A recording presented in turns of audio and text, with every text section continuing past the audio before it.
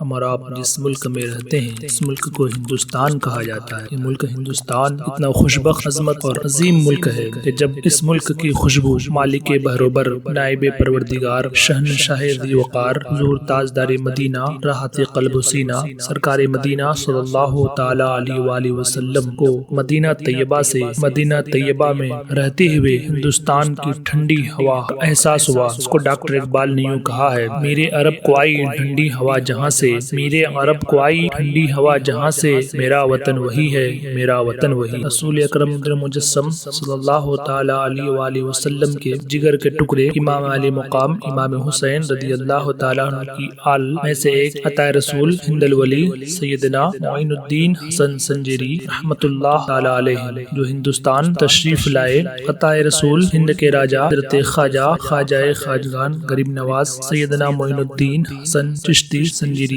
نے اجمیر کو اپنے قدوم میمنت لزوم سے مشرف فرمایا تو ہمارے ملک ہندوستان کی دھرتی نہال ہو گئی۔ جس وقت حضرت خواجہ غریب نواز اجمیر تشریف لائے اس وقت وہاں کا راجا پرتھوی راج چوہان تھا۔ حضرت خواجہ معین الدین چشتی، حضرت خواجہ غریب نواز حسن چشتی رحمۃ اللہ تعالی علیہ 7ویں صدی ہجری کے مجدد بھی ہیں۔ آپ کی پیدائش کی ولادت موجودہ ایران کے علاقہ سنجر میں 14 رجب المرجب 537 ہجری میں ہوئی۔ آپ حافظ، فقیہ، محدث اور مفسر تھے۔ 555 ہجری میں حضرت خواجہ عثمان ہارونی چشتی رحمۃ اللہ تعالی علیہ سے بیعت ہوئے اور پھر خلافت و اجازت حاصل ہوئی اور ان کے جانشین ہوئے۔ 555 ہجری ہی میں سرکار غوث اعظم رحمۃ اللہ تعالی علیہ سے بغداد شریف میں حضرت خواجہ غریب نواز رحمۃ اللہ تعالی علیہ کی ملاقات ہوئی۔ حضرت خواجہ غریب نواز رحمۃ اللہ علیہ اور حضرت غوث اعظم دستگیر رحمۃ اللہ علیہ دونوں بہت قریبی رشتہ دار تھے۔ 586 ہجری میں اجمیر شریف میں آپ تشریف لائے۔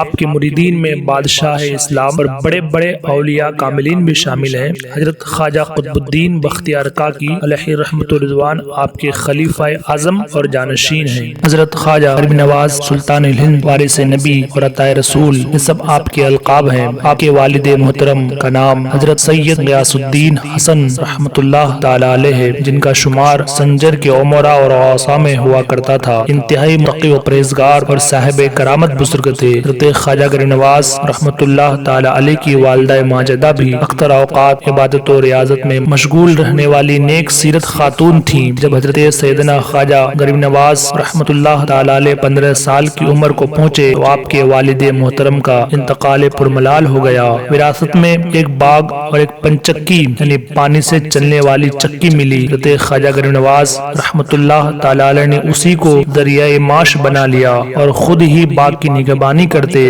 اور درختوں کی آبیاری فرماتے۔ حضرت خواجہ غریب نواز رحمت اللہ تعالی علیہ اپنے باغ میں پودوں کو پانی دیتے اور اس کی دیکھ ریکھ فرماتے کہ ایک دن ایک مجذوب بزرگ حضرت سیدنا ابراہیم قندوزی رحمت اللہ تعالی علیہ باغ میں تشریف لائے۔ حضرت خواجہ غریب نواز رحمت اللہ تعالی علیہ نے دوڑ کر جا کر سلام کیا، دست بوسی کی، نہایت ادب و احترام کے ساتھ درخت کے سائے میں بیٹھایا، پھر ان کی خدمت میں نہایت عاجزی کے ساتھ تازہ انگوروں کا خوشہ پیش کیا اور دو زانوں بیٹھ گئے۔ اس سے وہ بزرگ خوش ہوئے اور پھر آپ کو انہوں نے کچھ کھانے کے لیے دیا۔ آپ نے جو ہی کھایا تو آپ کے دل کی دنیا بدل گئی اور دل دنیا کی محبت سے اچاٹ ہو گیا۔ پھر آپ نے باغ، پنچکی اور سارا ساز و سامان بیچ کر اس کی قیمت فقراء و مساکین میں تقسیم فرما دی اور حصول علم دین کی خاطر راہ خدا کے مسافر بن گئے۔ حضرت خواجہ غریب نواز رضی اللہ تعالی عنہ رسول اکرم نور مجسم صلی اللہ تعالی علیہ وآلہ وسلم کے اشارے پر ہندوستان تشریف لائے۔ پھر آپ کی قدموں کی برکتوں اور عظمتوں کے طفیل ہندوستان کو بھارت مہان کہلائے جانے کا شرف حاصل ہوا۔ آپ مملکت ہندوستان کے تاجدار ہیں، اس لیے آپ کو ہند الولی بھی کہا جاتا ہے۔ تیری زمین پر یہ تیرا آستان ہے خواجہ، تیری زمین یہ تیرا آستان ہے خواجہ، اس لیے تو یہ بھارت مہان ہے خواجہ۔ آپ کی کرامتیں آپ کی حیات ظاہری سے لے کر آج تک جاری و ساری ہیں اور انشاءاللہ عز و جل رہتی دنیا تک آپ کے فیوز و برکات اور غریب نوازی کا سلسلہ جاری و ساری رہے گا۔ خواجہ ہند و دربار ہے اعلیٰ تیرا، خواجہ ہند و دربار ہے اعلیٰ تیرا، کبھی محروم نہیں مانگنے والا تیرا۔ گلشن ہند ہے شاداب کلیجے ٹھنڈے،